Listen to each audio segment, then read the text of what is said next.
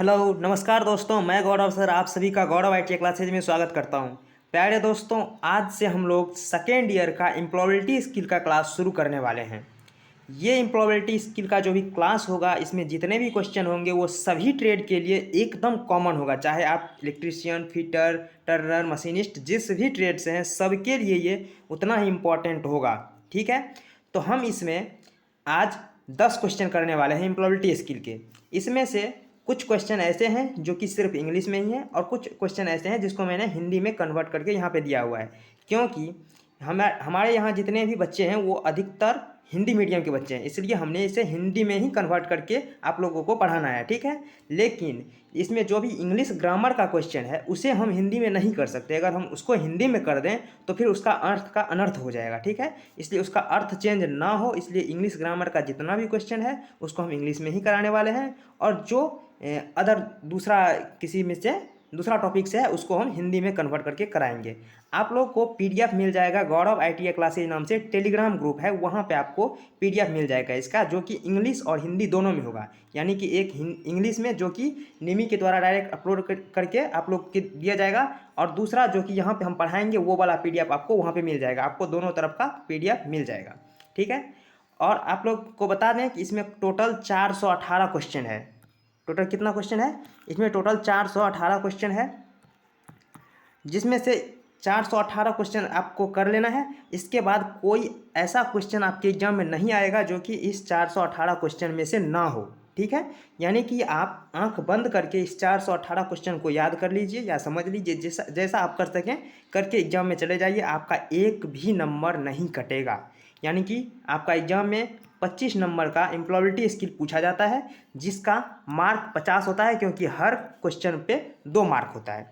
और एक मेन बात जो कि आप लोग को याद रखना है, इस निमी के पीडीएफ में कुछ ऐसा क्वेश्चन है जिसका आंसर गलत दिया हुआ है। ठीक है, लेकिन आपके एग्जाम में जो पैटर्न होता है फिर चेक करने का आपका क्वेश्चन, वहाँ भी उस गलत आंसर को ही टिक किया जाता है। इसलिए जो क्वेश्चन यहाँ पे थोड़ा सा गलत भी लगेगा आपको, और यहाँ हम जो बताएंगे उसी को आपको याद करके एग्जाम में टिक करना। ये आईटीआई के एग्जाम है, बाकी आप अगर जीवन में कहीं एग्जाम देते हैं वहाँ अगर आपको पूछता है तो आप अपने हिसाब से वहाँ पे आंसर दे सकते हैं। लेकिन अगर इसमें क्वेश्चन थोड़ा गलत भी रहता है, आपको आंसर में भी वही क्वेश्चन टिक करके आना है, आपको 100% मार्क मिलेगा, क्योंकि जिस तरह से यहाँ निमी अपलोड किया है उसी तरह से वहाँ पर चेकिंग भी होता है। ठीक है, तो हम शुरू करते हैं आज का क्वेश्चन।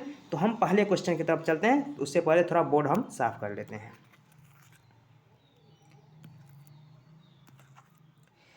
तो प्यारे दोस्तों, आज का पहला क्वेश्चन जो है वो है हमारा, the plumber dot dot the pipe yesterday. यानी कि इसे अगर हिंदी में कहें तो प्लम्बर ने पाइप को कल ठीक किया था। यानी कि कल प्लम्बर ने पाइप को ठीक किया था, तो इसके बीच में क्या लगेगा? रिपेयर लगेगा, रिपेयर्ड लगेगा, वाज रिपेयर, या फिर वाज रिपेयर्ड लगेगा। तो इसका जो राइट आंसर हो जाएगा वो ऑप्शन नंबर डी हो जाएगा, वाज रिपेयर्ड। यानी कि the plumber was repaired the pipe yesterday. ठीक है, तो इसका right answer option number D हो जाएगा। अब चलते हैं अगले क्वेश्चन की तरफ। तो हमारा दूसरा क्वेश्चन है, Kumar dash a good carpenter. Kumar dot dot dot a good carpenter, यानी कि कुमार एक अच्छा कारपेंटर। ठीक है, अब क्या होगा? कुमार एक अच्छा कारपेंटर है के लिए हम उपयोग करते हैं इज का, इसलिए यहाँ पे हो जाएगा Kumar is a good carpenter, यानी कि कुमार एक अच्छा बढ़ई है। इसका right answer option number D हो जाएगा, यहाँ पे इज होगा। ठीक है, अब चलते हैं क्वेश्चन नंबर 3 के तरफ। क्वेश्चन नंबर 2 तक हमारा ग्रामर से था, और भी आगे ग्रामर वाला सेक्शन आएगा। अब फिर हम चलते हैं हिंदी में क्वेश्चन करने के लिए, क्योंकि ये हमारा ग्रामर में से नहीं आता है, या फिर इसको हम हिंदी में कन्वर्ट करके आसानी से हम पढ़ सकते हैं इजीली।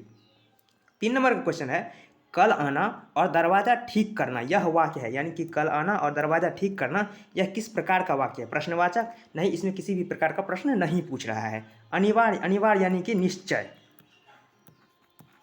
अनिवार्य को आप निश्चय कह सकते हैं, अनिवार्य या फिर निश्चय।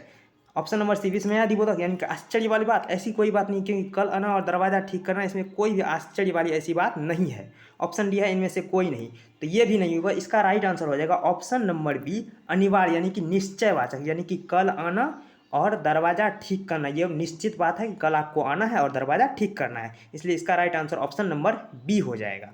चलते हैं अगला क्वेश्चन यानी कि 4 नंबर तरफ। 4 नंबर का हमारा क्वेश्चन है, सीटीएस प्रशिक्षण कितना प्रभावी रहा, यह वाक्य है। यहाँ पे हिंदी में आपको इस क्वेश्चन का सही आंसर आप नहीं दे सकते हैं, इसलिए इंग्लिश में है how effective CTS training has been this sentence was, यानी कि ये सेंटेंस क्या है जैसे, लेकिन इंग्लिश में है how effective CTS training has been, यानी कि इस तरह से आप इसमें कर सकते हैं वाह सीटीएस प्रशिक्षण कितना प्रभावी था, यानी कि यहाँ दिया गया है सीटीएस प्रशिक्षण कितना प्रभावी रहा। तो ये तो क्वेश्चन पूछने जैसी बात हो गया, लेकिन ऐसा बात नहीं है। इसमें इंग्लिश में आपको आप इंग्लिश में पढ़िएगा तो आपको लगेगा कि इसमें क्या कर रहा है, ये इस तरह से अगर इसके शुरू में हम वाह लगा दें, यानी कि वाह सीटीएस प्रशिक्षण कितना प्रभावी रहा, तो इस तरह से वाह यानी कि एक्साइटमेंट, तो एक्साइटमेंट यानी कि विस्मयादि बोधक, यानी कि विस्मय आ जाना, यानी कि वाह सीटीएस प्रशिक्षण कितना प्रभावी रहा। जैसे कि वाह कल शादी में गए थे कितना रोमांच था, यानी कि इस तरह से थोड़ा एक्साइटमेंट वाला बात जिसमें आता है वो होता है हमारा विस्मयादि बोधक। तो इसका right answer option number A हो जाएगा, विस्मयादि बोधक। ठीक है, अब चलते हैं क्वेश्चन नंबर 5 की तरफ। तो हमारा 5वां क्वेश्चन है, अपने बॉस को संबोधित करते समय आपको होना चाहिए, यानी कि जब अपने बॉस को संबोधित करेंगे यानी उनसे बात करना प्रारंभ करेंगे, आप उनसे बात करेंगे तो आपको किस तरह रहना चाहिए। असभ्य यानी कि एक तरह बेवकूफ़ जैसा, बिल्कुल नहीं। अनौपचारिक यानी कि जिस तरह से आप अपने घर में फैमिली में बात करते हैं उस तरह से, नहीं नहीं, बॉस के सामने कुछ अच्छा से उसके लिए कुछ फॉर्मेलिटी होती है उसे भी निभाना पड़ता है, यानी कि औपचारिक। तो इसका right answer option number C हो जाएगा, यानी कि बॉस के सामने आपको औपचारिक रहना है। अब औपचारिक और अनौपचारिक ये दोनों शब्द क्या है उसे हमें थोड़ा सा बता देता हूँ। देखिए, औपचारिक वो शब्द होता है जैसे कि आप अपने स्कूल में, कॉलेज में, आप अपने ऑफिस में जहाँ पे आप काम करते हैं या फिर कहीं इंस्ट्रक्टर, इन सब से जो बात करते हैं वो आपका होता है औपचारिक, यानी कि जो आप ऑफिस में बात करते हैं औपचारिक हो गया, और जो अपने बोलचाल में अपने दोस्तों के साथ, अपने फैमिली के साथ बात करते हैं वो आपका अनौपचारिक हो गया। तो इसमें और कोई अंतर नहीं है, औपचारिक यानी कि ऑफिशियल, अनौपचारिक यानी कि अनऑफिशियल। ठीक है, तो औपचारिक को हम इंग्लिश में फॉर्मल कहते हैं और अनौपचारिक को हम कहते हैं इनफॉर्मल। ठीक है, तो अपने बॉस को संबोधित करते समय आपको हमेशा औपचारिक रूप से रहना चाहिए, यानी कि फॉर्मल रहना चाहिए। ठीक है, आगे क्वेश्चन पढ़ने से पहले आपको बता दें कि आपको इसका जो टेलीग्राम में आपको मिल जाएगा पीडीएफ। ठीक है, तो आप वहाँ से डाउनलोड करके आप हिंदी और इंग्लिश दोनों में पढ़ सकते हैं, आप जिसमें पढ़ना चाहें आसानी से पढ़ सकते हैं। और ये क्लास सभी ट्रेड के लिए है, क्योंकि एम्प्लॉयबिलिटी स्किल्स सभी ट्रेड में समान होता है और सब में 25 नंबर का 25 क्वेश्चन पूछा जाता है जिसमें 50 नंबर होता है, यानी कि आप 418 क्वेश्चन रख लीजिए और 50 नंबर आसानी से ले आइए। ठीक है, इससे आसान और क्या हो सकता है, फटाफट पढ़ लीजिए, क्योंकि अगले बार क्वेश्चन में भी यही आया था और इस बार भी यही आने वाला है। ठीक है, चलते हैं क्वेश्चन नंबर 6 की तरफ। और हाँ, अगर कोई डाउट रह जाता है तो आप हमें कमेंट में पूछिए, स्टडी से रिलेटेड हम सारी बात को आपके पास डिस्कस करते रहेंगे। चलिए, 6ठा नंबर क्वेश्चन है हमारा है, the customer requested the lady executive, ठीक है, to display the different mobile phone models, the customer asked dash to mention the cost to the mobile to, यानी कि इसमें एक कस्टमर है जो एक जो लेडी है एग्जीक्यूटिव, यानी कि वहाँ पे शॉप पे काम करने वाली जो है वो एक महिला है, उनसे पूछती है फ़ोन के मॉडल दिखाने के लिए और साथ ही कहती है उसका उसमें मेंशन कर दो क्या, कॉस्ट भी, यानी कि उसमें कीमत कितना है वो भी हमें बताओ। यहाँ पे लेडी है इसलिए यहाँ पे क्या होगा, हर होगा, इसलिए इसका right answer option number C हो जाएगा, यानी कि यहाँ पे asked her to mention the cost to the mobile to. ठीक है, यहाँ पे टूल होना चाहिए, मोबाइल टूल। ठीक है, तो इसका right answer option number C हो जाएगा, हर, क्योंकि यहाँ पे लेडीज है इसलिए यहाँ पे हर होगा और यहाँ अगर जेंट्स रहता तो यहाँ पे हिज हो जाता। इसका right answer option number C हो जाएगा। ठीक है, आगे की तरफ चलते हैं, ये भी हमारा ग्रामर से क्वेश्चन था, इंग्लिश ग्रामर से। अगला 7 नंबर क्वेश्चन है, the ITI principal called Manoj, यानी कि ITI के प्रिंसिपल साहब ने मनोज से पूछा, कॉल्ड मनोज यानी कि मनोज को बुलाया। ठीक है, मनोज को बुलाया और फिर उनको कहा, द प्रिंसिपल आस्क्ड, प्रिंसिपल ने पूछा, dash to show dash hall ticket for the CTS examination, यानी कि आप जो CTS एग्जामिनेशन में बैठने वाले हैं उसका हॉल टिकट दिखाने के लिए उनसे बोला। प्रिंसिपल आस्क्ड हिम, आप देख लीजिए यहाँ पे है आपका मनोज नाम। ठीक है, मनोज से प्रिंसिपल साहब कुछ कह रहे हैं, तो मनोज से अगर प्रिंसिपल साहब कह रहे हैं तो मनोज एक पुरुष है, ठीक है। मनोज क्या है, एक पुरुष है, वो महिला नहीं है। अब किसी कैसे का नाम हो सकता है, आप रख सकते हैं महिला का भी नाम मनोज, लेकिन ऐसा नहीं होता है सीरियली, ठीक है। तो मनोज क्या है, मनोज एक पुरुष है। तो पुरुष है तो इसमें हर की कोई बात आएगी ही नहीं, या तो ही जाएगा, हिम आएगा, लेकिन हर नहीं, हर लड़की के लिए प्रयोग किया जाता है। तो ये हर बी में भी है, नहीं होगा। सी में भी हर है, नहीं होगा। और डी में भी हर है, इसलिए ये नहीं होगा। ऑप्शन नंबर ए सही हो जाएगा। यानी कि the ITI principal called Manoj, the principal asked him to show his hall ticket, यानी कि तुम अपना हॉल टिकट मुझे दिखाओ, ठीक है। तो इसमें हो जाएगा हिम एंड हिज, ये ऑप्शन नंबर ए इसका बिल्कुल सही हो जाएगा। चलिए क्वेश्चन नंबर हम चलते हैं 8 की तरफ। अगर आपको कोई डाउट रहता है तो आप हमें कमेंट में पूछ सकते हैं। क्वेश्चन नंबर 8 हमारा हिंदी में है, यानी कि जैसे कि क्वेश्चन नंबर 8 में है, हाय आप कैसे हैं, क्या चल रहा है। ये उदाहरण जिस तरह से आप दोस्तों से बात करते हैं, अरे यार कैसा है तुम, कब से नहीं मिला है, क्या चल रहा है, कैसे क्या क्या कर रहा है, यानी कि इस तरह की बातें। जैसे हाय आप कैसे हैं, क्या चल रहा है, ये किस तरह का उदाहरण है। तो ये उदाहरण ना तो औपचारिक होगा, ना ही विनम्र होगा, ये अनौपचारिक होगा। यानी कि अपने दोस्तों के साथ, अपने भाइयों के साथ, अपने परिवार में जिसके साथ आप बात करते हैं तो इसी तरह से बात करते हैं, आप कैसे हैं, क्या चल रहा है, अपने बारे में कुछ बताइए, पढ़ाई लिखाई के बारे में क्या बताइए, इस तरह से बात करते हैं आप लोग। यानी कि एक घर में जिस तरह से बोलचाल की बात करते हैं आप, उसी तरह से बोला जाता है। ये अनौपचारिक होता है, यानी कि ये किसी ऑफिस में नहीं बोला जा रहा है, अपने दोस्तों के साथ बोला रहा है आप कैसे हैं, क्या चल रहा है। तो इसका right answer option number B हो जाएगा, अनौपचारिक, ठीक है। इसका राइट आंसर क्या हो जाएगा, अनौपचारिक। अगला क्वेश्चन तरफ चलते हैं। अगला क्वेश्चन 9 नंबर है, आप काम पर कैसे आते हैं, आपकी योग्यता क्या है।